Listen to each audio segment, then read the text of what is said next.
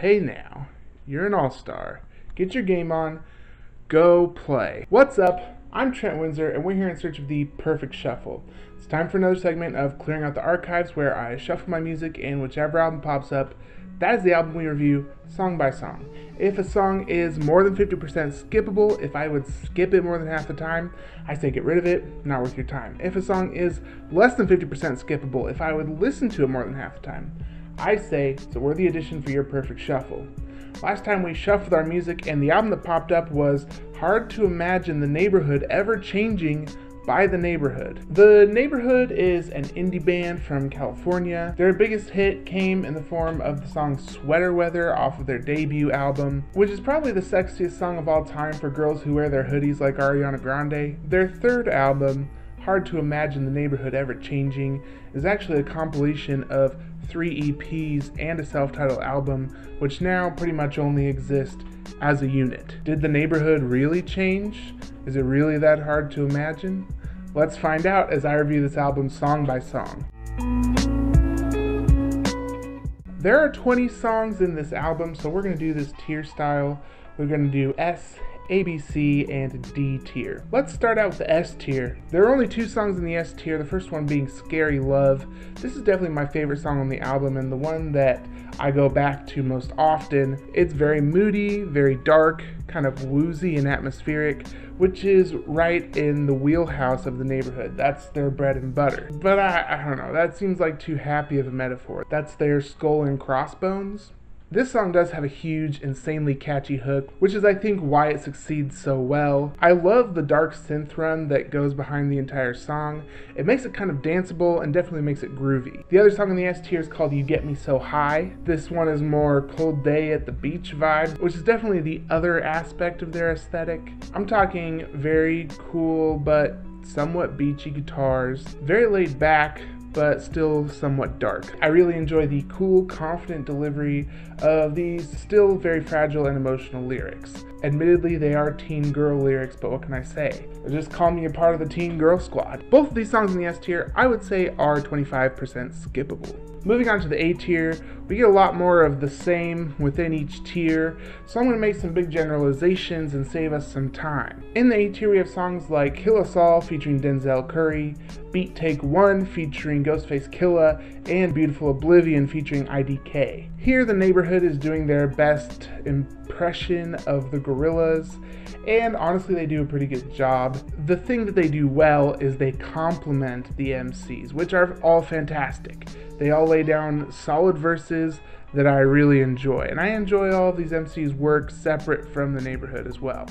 So when they come on a track, the neighborhood does a great job of getting out of the way, complimenting them, but then still adding their own flair to it. They have a verse, they make it their own song. It's a partnership and it works well. It doesn't feel forced or slapped together. The other song on the A tier is called Blue. This is more dark, moody laments, but the thing about this song that makes it work is the pacing. There's some pretty well-timed pauses. It is dynamic throughout the song. All of these songs in the A tier, I would say, are 35% skippable. Next, we have the B tier. In the B tier, we have songs like 24/7, Softcore, and Heaven. All of these songs really lean into the synth pop aspect of their sound. It seems like the neighborhood can kind of go one of 2 ways, either synth pop or indie rock.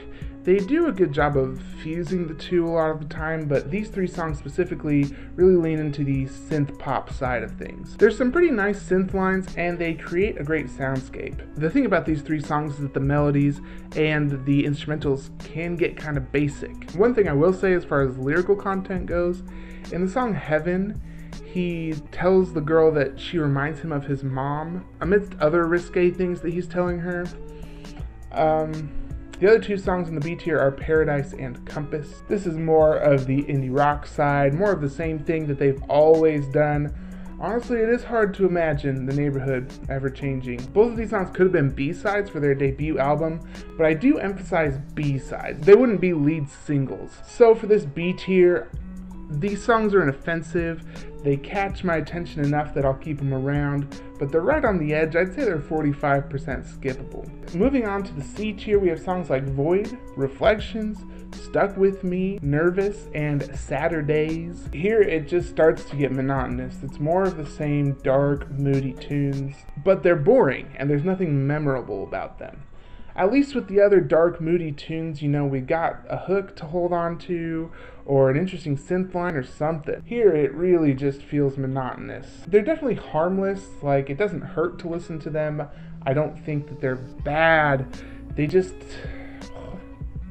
vanilla, man. And I need that rocky road. I'm sick of vanilla. Give me those moose tracks, you know what I'm saying? If these tracks were moose tracks, then we wouldn't have a problem. We also have the song Livin' in a Dream featuring Nipsey Hussle, which seems to be the Neighborhood's attempt at taking on Motown and throwing their own spin on it, and it just doesn't work. The styles don't mesh very well, despite a decent verse from Nipsey Hussle.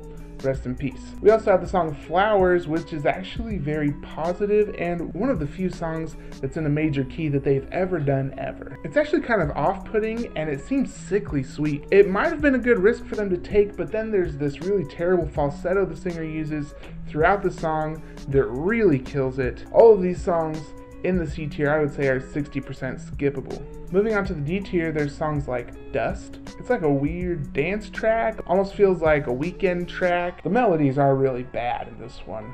Just very uninspired. We also have the song Roll Call. Maybe this is their take on elevator music. It almost sounds like they're covering something from the Napoleon Dynamite soundtrack. Like really corny, super bland, just about as exciting and interesting as a roll call. That was a terrible joke.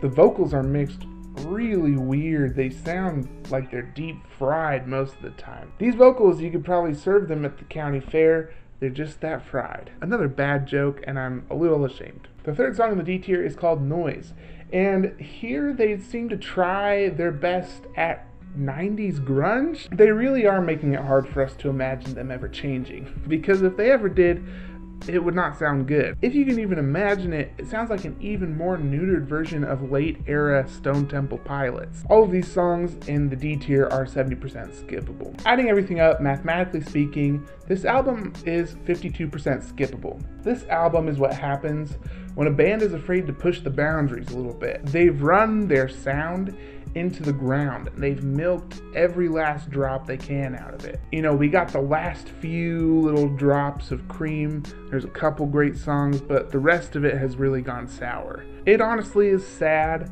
how appropriate the title of this album really is, and I hope we can see this band give it another shot, but take a few more risks next time. Alright, let's shuffle our music, see which album I'll be reviewing next.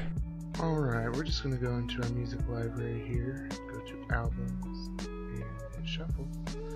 Alright, looks like the next album I'll be reviewing is Let the Sun Talk by Mavi. If you like what I'm doing here, please like this video, subscribe to my channel, turn on the notifications, and let me know in the comments what you think about The Neighborhood, what you think about this album. I think all musical opinions are valid, and I'd love to hear yours. Let me know if there's an album you'd like to hear me review. I would love to take requests, and I do one request video a month. Check the links below for music videos, as well as links for my playlist Best of 2019 and Best of 2020, which is a playlist that I'm updating all the time. I'm Trent Windsor, and this is The Perfect Shuffle.